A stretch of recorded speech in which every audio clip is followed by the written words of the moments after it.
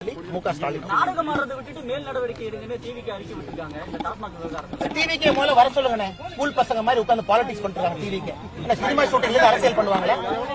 என்ன டிவிக்கு cinema shooting உட்கார்ந்து பாட்டு பாடிக்கிட்டு நடிகைகளோட இடுப்பை கிள்ளிக்கிட்டு அரசியல் பண்ணிட்டு இருக்காரு விஜய். திரும்ப எனக்கு பேச தெரியுமல்ல.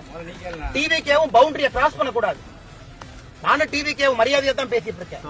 அறிக்கை விடும்போது அறிக்கைக்கு ஒரு காரணம் இருக்கு. நான் என்ன விஜய் மாதிரி உட்கார்ந்து நடிகைகளோட இடுப்பை கிள்ளிக்கிட்டு உட்கார்ந்து டான்ஸ் ஆடிட்டு அங்கிருந்து அறிக்கை கொடுத்துட்டு இருக்கேன். நான் களத்திலிருந்து போராடி கொண்டிருக்கின்றேன். களத்திலிருந்து பேசுறேன். இதென்ன ஒர்க் ஃப்ரம் ஹோம் பாலிடிக்ஸா விஜய்க்கு? அவர் இன்னொன்னு சொல்றாரு. நாடகம் யாரு பண்றாங்க? யாரு விஜய் 50 வயசுல அரசியல் வரணும்னு தோணுச்சா? 30 வயசுல எங்க போனாரு? 50 வயசுல காலைல புத்தா எழுப்பி விட்டு நடிகர் விஜய் அரசியலுக்கு வர சொன்னாரா? விஜய் யாரோட பி டீம்? நாடகம் யாரு பண்றாங்க? பிஜேபி பண்ணதா விஜய் பண்றாரா?